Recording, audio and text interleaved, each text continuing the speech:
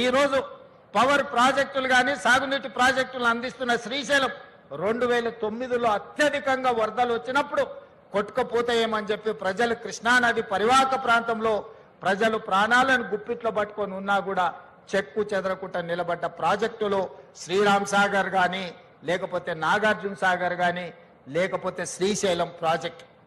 ఏ వరదలు లేవు, ఏ ఉపద్రవం లేదు, ఏ భూకంపాలు లేవు. 3 ఏళ్లలోనే కట్టడం కూలడం జరిగిపోయింది కాళేశ్వరం. ఈ 3 ప్రాజెక్టుల మీద 10,000 కోట్ల రూపాయలు కూడా మేము ఖర్చు పెట్టలేదు కాంగ్రెస్ పార్టీ. కానీ ఒక్క కాళేశ్వరాన్ని నేను చెప్పడం లేదు, కాగ్ ఇచ్చిన అంచనాలు 1,47,000 కోట్ల రూపాయలు. నేను ముఖ్యమంత్రిగా పదవి చేపట్టిన తర్వాత లెక్కలేస్తే 1,02,000 కోట్ల రూపాయలు కాళేశ్వరం ప్రాజెక్టులో కాంట్రాక్టర్లకు బిల్లులు చెల్లించను. ఇంకా ఒక్క కాళేశ్వరంలోనే ఒక 10,000-15,000 కోట్ల రూపాయలు కాంట్రాక్టర్లకు బకాయిలు ఉన్నాయి.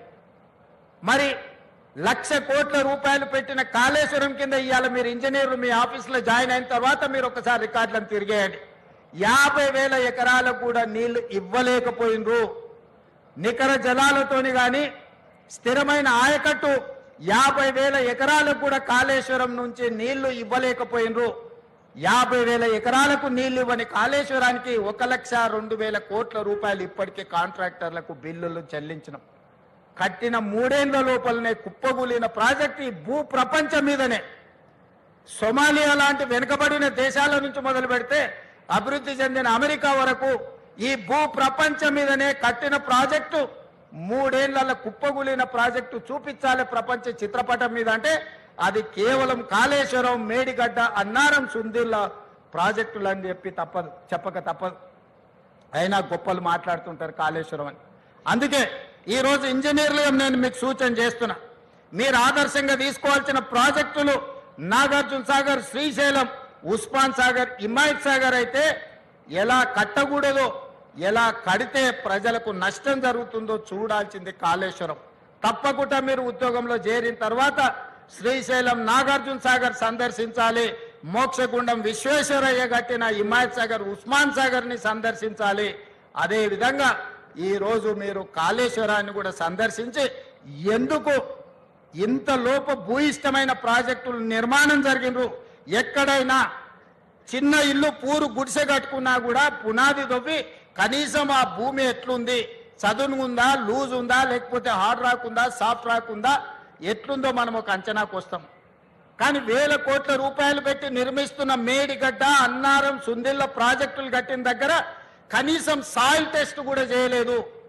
పెద్దసారి హెలికాప్టర్లో పోకుంటూ కిందికి చూసి ఇంజనీర్ గారికి చూపించారు, ఇక్కడొక బ్రిడ్జ్ కట్టి, ఇక్కడొకటి కట్టి, ఇక్కడొకటి కట్టాలి. వారు పేపర్ మీద రాసుకున్నారు, కిందికి వచ్చారు, కాంట్రాక్టర్కి ఇచ్చారు, ఆయన కట్టిండ్రు. ఇంత అధ్వానంగా గాల్లో నుంచి ప్రాజెక్టులను చూపించి 80,000 పుస్తకాలు చదివినా నేనే ఇంజనీర్ను, నేనే డాక్టర్ను, నేనే లాయర్ను, నేనే అని ఈరోజు నేనే దొంగనని ఆయనే చెప్పుకునే పరిస్థితులు ఈరోజు రాష్ట్రంలో దాపురించినాయి. అందుకే ఇంజనీర్ల పనే చేయండి. పొలిటికల్ ఎగ్జిక్యూటివ్స్గా మేము మీరిచ్చే సాంకేతిక పరమైన సమాచారాన్ని ప్రాతిపదికన ప్రాజెక్టులు కట్టాలా లేదా పాలసీ డెసిషన్ మాత్రమే పొలిటికల్ ఎగ్జిక్యూటివ్స్ చేయాలి. ఇంజనీర్లు చేయాల్సిన పని ప్రజాప్రతినిధులు, మంత్రులు, ముఖ్యమంత్రులు చెయ్యకూడదు.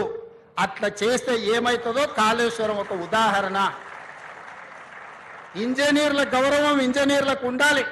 మీరు కష్టపడి చదువుకున్నది అసిస్టెంట్ ఎగ్జిక్యూటివ్ ఇంజనీర్గా మీ ఉద్యోగ బాధ్యతలు మొదలు పెడితే చీఫ్ ఇంజనీర్ కావాలి, లేకపోతే ఇంజనీరింగ్ చీఫ్ కావాలంటే 30 ఏళ్ళు శాఖలో కష్టపడి మెట్టు ఎక్కుకుంటూ వస్తే ఇంజనీరింగ్ చీఫ్ అనే ఉద్యోగం వస్తుంది. కాలం కలిసి వస్తే ఎమ్మెల్యే కావచ్చు, మంత్రి కావచ్చు, ముఖ్యమంత్రి కావచ్చు, 3 ఏళ్లలోనే 2 ఏళ్లలోనే. ఇంజనీరింగ్ చీఫ్ 30 ఏళ్ళు అయితే కానీ కాలేరు. 30 ఏళ్ళోడి అనుభవం, గాలి కొట్టుకొచ్చిన అవకాశంతో గాలి మోటార్లు తిరుక్కుంటూ ఇక్కడ బ్రిడ్జులు కట్టండి, ఇక్కడ బారేజులు కట్టండి, ఇక్కడ రిజర్వాయర్లు కట్టండి అని చెప్తే ఎట్లా జరుగుద్దో, ఏం జరుగుద్దో కళ్ళ ముందల కాళేశ్వరం ఉంది. అందుకే ఎవరైనా అధికారులు, నేను స్పష్టంగా చెప్తున్నా, రాజకీయ నాయకులకు ఉన్న పరిమితమైన జ్ఞానంతో మీకు ఏదైనా చెబితే చేస్తే తర్వాత ఊచలు లెక్క పెట్టాల్సింది మీరే.